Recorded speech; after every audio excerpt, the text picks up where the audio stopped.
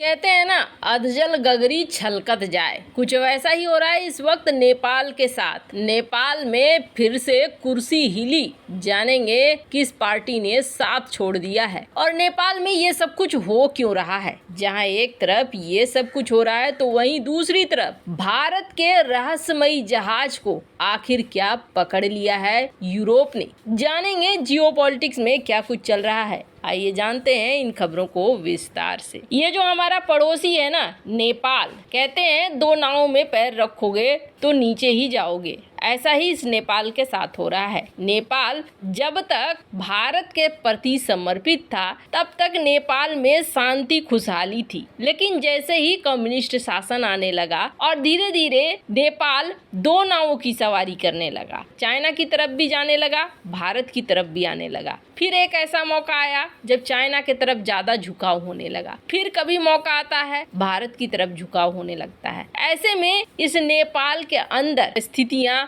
बहुत खराब हो रही हैं। हुआ ये है कि पहले तो प्रचंड ने किसी तरीके से गठजोड़ कर लिया ओली के साथ और बना ली सरकार। उसके बाद वहां पर भी टूट फूट शुरू हुई और उस टूट फूट के बाद वापस से प्रचंड और देवबा ने मिलकर बनाया सरकार। अब यहाँ पर भी करना पड़ा विश्वास मत फ्लोर टेस्ट और इस फ्लोर टेस्ट में प्रचंड पास हो गए। क्योंकि प्रस्ताव के पक्ष में 172 और विरोध में 89 वोट पड़े थे। सब कुछ लगभग ठीक ही चल रहा था, लेकिन अब अचानक से एक बार फिर से आरएसपी राष्ट्रीय स्वतंत्र पार्टी ने पुष्प कमल दहल के नेतृत्व वाली सरकार से अपना समर्थन ले लिया है वापस। और इसकी घोषणा किसने की है आपको बता दें, इसकी घोषणा की है रवि लामिछाने ने। इसने इसकी घोषणा कर दी है, जो इस पार्टी के अध्यक्ष हैं। अब इसका क्या मतलब है तो आपको बता दें, संसद में इस पार्टी के पास 21 सीट हैं और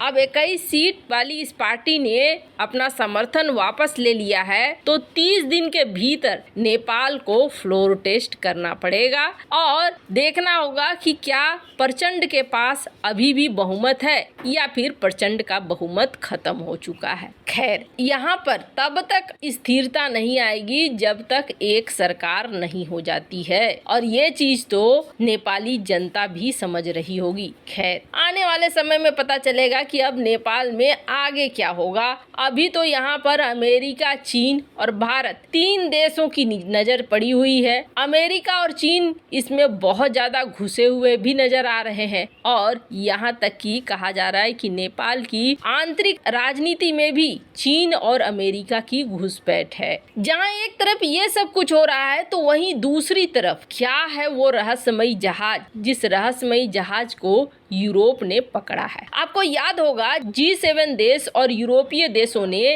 रूस के ऊपर लगाया प्राइस कैप और कहा $60 से ज्यादा पर अगर कोई कंपनी रूस से तेल खरीदती है तो फिर हम उनके जहाज को इंश्योरेंस वगैरह देना बंद कर देंगे और फिर हम उन पर एक्शन भी लेंगे। G7 देश इस बात को लेकर खुश हो रहे थे कि ब्रिटेन की काफी बड़ी शिपमेंट की कंपनी है जहां बहुत सारे शिप हैं, तो वहीं दूसरी तरफ यूरोपीय देशों के पास भी कई सारे शिप हैं जो आज तक दुनिया भर में माल ढुलाई का काम करते थे। जब रूस ने इस बात को सुना तो कहा जाने लगा कि एक शैडो फ्लीट तैयार हो गई और ये शैडो फ्लीट, जिसमें आज से करीब 6 महीने 8 महीने पहले ये बताया गया कि इस शैडो फ्लीट में 200 शिप हैं। ये 200 शिप चुपचाप निकलते हैं, अपना सिग्नल ऑफ कर देते हैं, जीपीएस ऑफ कर देते हैं, जिससे इनको ट्रैक नहीं किया जा सकता है। रूस से निकलते ही कुछ दूर चलते ही इनकी ट्रैकिंग खत्म हो जाती है, इनको ट्रैक कर पाना आसान नहीं होता है और ये फिर जहां पहुंचना होता है वहां पहुंच जाते हैं। इस शैडो फ्लीट को लेकर यूरोपीय देशों के दिमाग में एक खबर चलती रही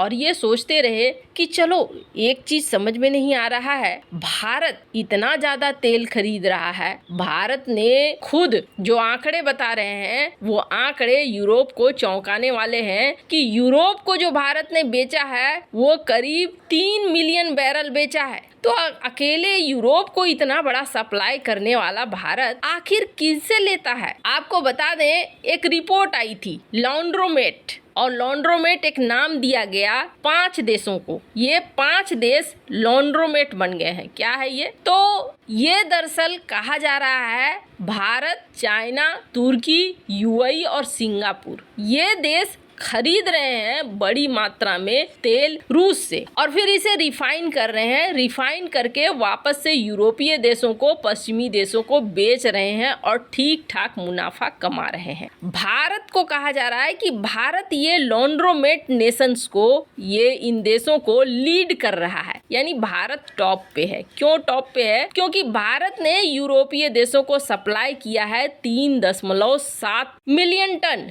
तो वहीं चाइना ने किया है 3.0, यूएई ने किया है 2.9, सिंगापुर 1.7। अब ये देश तेल तो खरीद रहे हैं और ये तेल बड़ी मात्रा में खरीद रहे हैं, पर वेस्टर्न देशों को, यूरोपीय देशों को ये समझ में नहीं आ रहा है कि आखिर जहाज कौन सा ये इस्तेमाल कर रहे हैं, किनके जहाज में इतना सारा माल जा रहा है। इन्होंने इस पर ध्यान देना शुरू किया कि कौन सी अननोन भारतीय कंपनी है जो मिलियन बैरल को लेके जा रही है। अब जब इनका पता लगाना शुरू किया तो पता चला एक कंपनी है जिसका नाम है गतिक, और ऐसे इसका ऑफिस देखेंगे तो ये लगेगा कोई दुकान सा। 1.6 बिलियन डॉलर का व्यापार करने वाली ये कंपनी, स्क्रीन पर देख सकते हैं एक छोटी सी दुकान है, इसका कोई वैसा खास अस्तित्व नहीं लग रहा है। 2021 में इस कंपनी के पास मात्र 2 शिप थे और आज इस कंपनी के पास करीब 57 शिप है। जो फ्लीट,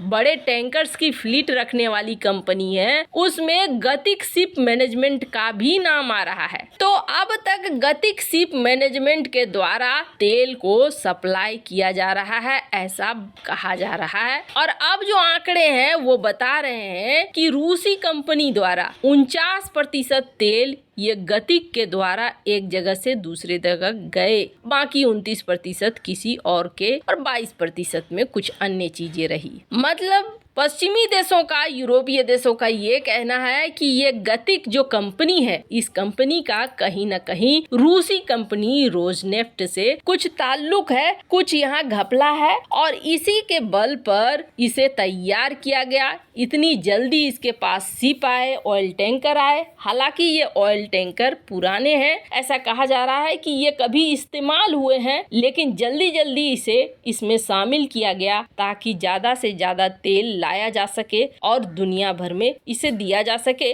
भारत खुद भी इसका इस्तेमाल कर सके। खैर, अब ये रहस्यमयी जहाज का खुलासा लगता है जैसे कि हो रहा है। अब अंदर खाने कौन सी ऐसी तरकीब निकाली गई इंश्योरेंस से बचने के लिए या और भी कुछ, ये तो आने वाले वक्त में पता चलेगा। वैसे इन सब मामले में आपकी क्या राय है, कमेंट कर जरूर बताएं। जल्द मिलते हैं अगले वीडियो में नई खबर के साथ।